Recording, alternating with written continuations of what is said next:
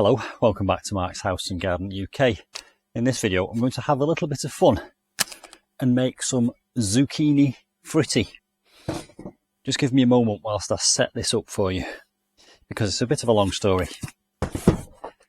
This is a small courgette. Now, once a fortnight I wander down the lane and I help a neighbour in her garden. She has a bad back and a bad leg, so she has a list of gardening jobs. And any that she can't do with her back and her leg, I help her with. And last week, she gave me this courgette. It's the first one she's grown this year, and you can see it's a little baby courgette. Or zucchini. I've added to it, I've gone and bought one. If you've got these in your garden, you can follow this recipe. Now, a few weeks ago, I made a tablescape and I served some soup. And a subscriber asked me if I would share the recipe and demonstrate how to make the soup. It was Arabic lentil soup, so it gave me an idea. I've gone and bought a 2-hob tabletop stove. It's in this box, and we're going to open that in a moment and see how it works. And this is all a bit of an experiment because I've never done any outside cooking like this before.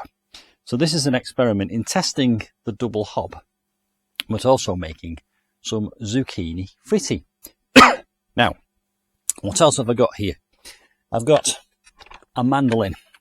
This is a brilliant piece of kit for making pencils of vegetables, small thin strips, and I'll show you how that works in a moment.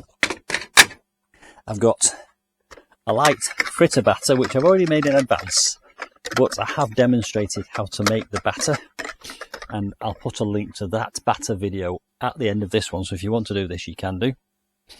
Chopping board down there, 2 bowls.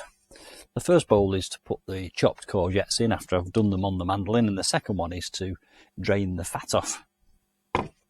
When I say fat, I've got vegetable oil and obviously a pan. Now, all the proceeds of this video are going to a heart charity.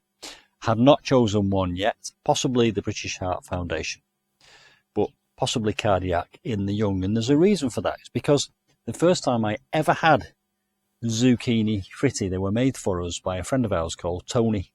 Tony was a chef, and sadly Tony died very young at the age of 29, I think, from a heart condition. So all the proceeds from this video are in memory of Tony, and he made us zucchini fritti for the first time. That's the reason for that. The charity I choose, I'll put the link for in the description box below this video.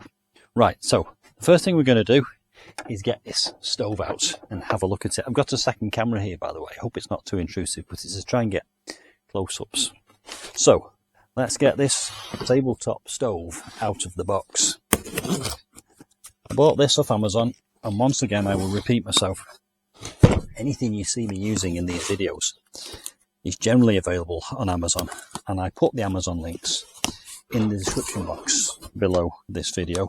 And if you go ahead and buy anything from one of my Amazon links, I do get a commission, which I greatly appreciate, because everything I make off Amazon or YouTube goes back into the garden. But as I've already said, the YouTube proceeds from this video are going to a heart charity. Out it comes. It's upside down. Let's turn it the other way up. I'm hoping that the other camera is picking this up so I can slice in some video of it coming out of the box.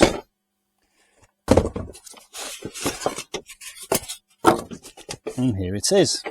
Now, I've not gone for a halogen one deliberately because I want heat. I might want to do some naan breads or something on the top of that. So with a halogen one, I don't think you can do that kind of thing. You want real raw, bare heat. It's looking pretty good.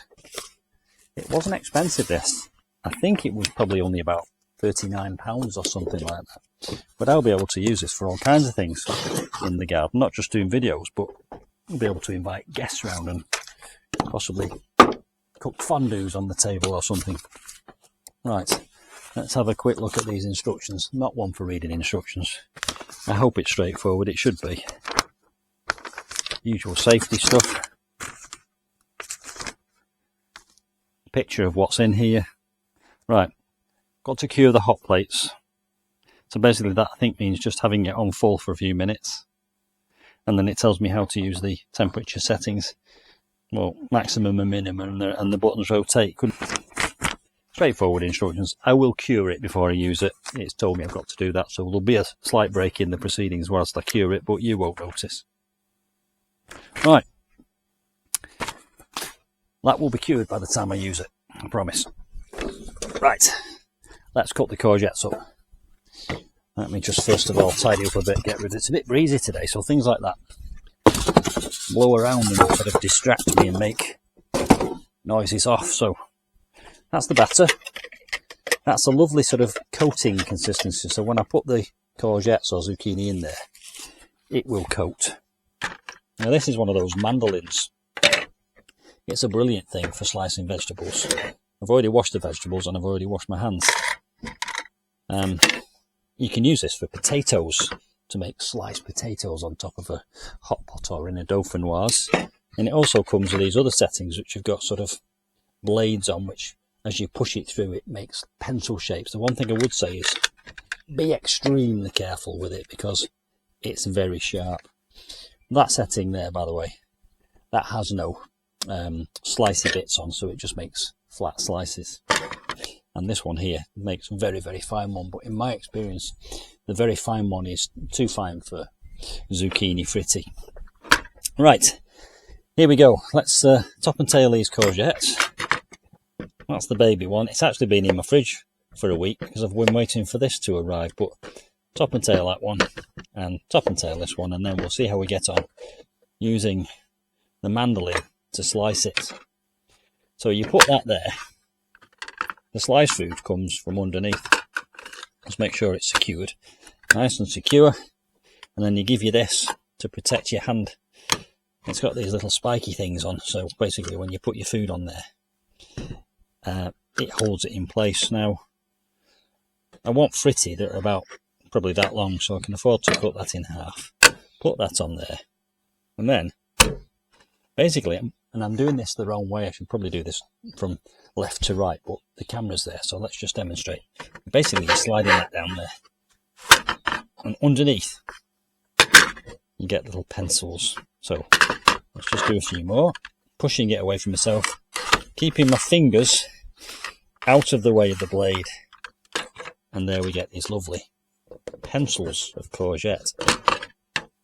When you get to the end there, it kind of has a problem doing that last bit, so you do get a little slice there, but what you can do is you can put the next piece on top and just continue.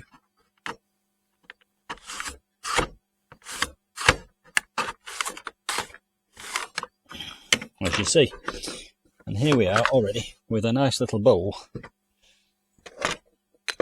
of, there's a name for these in chefing, I can't remember what it is, but there's a name for these pencils of food. Let's do Roz's courgette, and we'll just get that piece off the blade. These are very sharp, so be very careful. Put that on there. Thanks, Roz. Let's go in and slice up your courgette.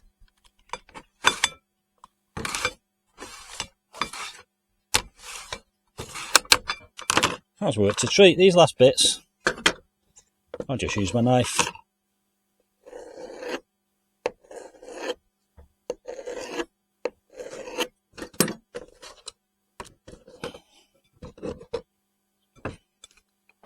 They've now got to be covered in batter and deep fried. So let's get the oil hot. Vegetable oil. Kind of a wide bottomed pan. I'm not going to fill it. When you put anything with water in it into hot oil, and the oil will be medium to hot, the water evaporates quickly and fizzes. So you don't want your oil to be right near the top, otherwise it will just overflow. So I'm only going to put up to a third in the bottom of that pan with oil, so that when I put these damp courgettes and damp batter in it, it doesn't fizz and overflow. Cure the stove, see you in a second. Right, so the moment of truth has arrived. I did cure it. Essentially what curing it meant was putting it on full power for 5 minutes. It did give off a smell of burning, so you're supposed to do that in a ventilated space. This is pretty ventilated. And then letting it cool down, and once you've done that, You wipe off any residue. There wasn't any in my case. And now it's cured. And I've switched it on and I've put the pan on it, a third full of vegetable oil, and that is warm. It's heated up. I can feel heat on top. If I want it to go hotter, I can put the lid on. I'm now going to soak some of these courgettes in this batter. Now, it could get messy, this. In fact, it will get messy because I'm going to use my fingers. So I brought out a mixing bowl full of warm soapy water and a towel. And I've also brought some holy utensils so that I can fish that out of there. Now we want that oil hot enough to fry and cook it. We want the batter to be crispy, but we don't want the batter to burn before the inside of the courgette is cooked. So it's medium-high, really, possibly even high. And because when you put some in, it sucks the heat out of the oil, you do it in batches. That's why I've got this here to drain. I've also brought some salt, some sea salt, Hebridean sea salt actually. Right, so how do we know whether it's warm enough? Well, we can test it, can't we? So let's get the batter mixed up a bit. Now let's just coat a few of these in the batter. I have washed my hands, and I might just drop a half of one in just to see what happens. If it fizzes, the batter is ready. It's not fizzing, so I'm going to turn that up full. I'm going to put the lid on, let it warm up a bit further. Now, after another minute or so, that's fizzing around quite nicely in there. So now I'm going to add a few more. Coated in batter, let the excess drain off and kind of drop them separately around the edge of the batter so that they're not stuck together. And they are nicely fizzing, as you can probably see on the other camera, I hope. Just get those in there. And we'll leave them in there for a couple of minutes. The batter should go golden brown, and that will mean that the courgettes inside are cooked. And whilst they are cooking, I will soak the others.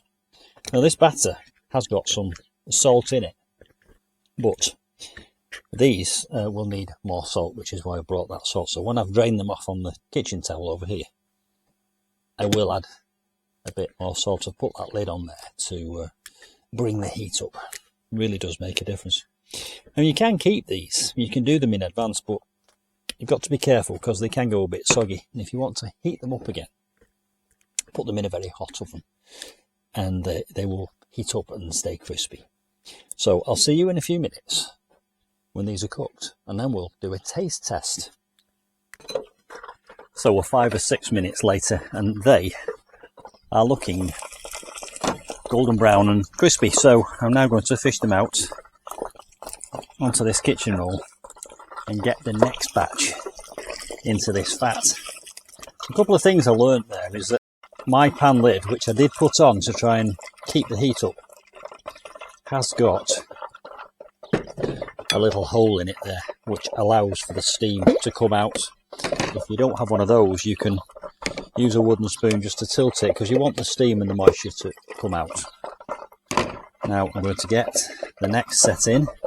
That fat really is on a hot, so let's just gently lower the next portion of these in. And whilst they're cooking, I'll add some salt to the ones I've already made and do a taste test. I did go back to it every couple of minutes and give them a stir and sort of turn them over. And what I'm doing here is I'm making sure that these are sort of spread evenly around in the oil. Wash hands, dry hands, and I'll just turn those over a little. Wonderful. And I'll put the lid on, and there's that hole. I'll show you on this other camera, that's that hole. And here our zucchini fritti. They are looking good. A bit of extra salt, not too much, there is some salt in the batter. Let me tell you what I think.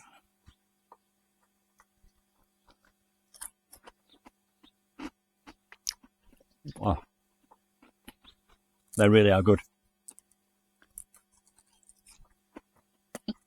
Oh, very nice. Now,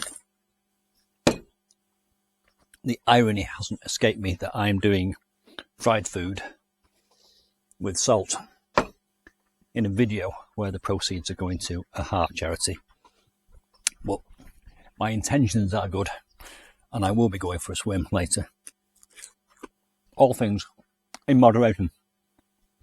Finish those off. Hope you've enjoyed that. Now, I'm a gardening channel, but it's house and garden. So what do you think of this format? And what do you think of me doing cooking videos? I've enjoyed it. Have you enjoyed it?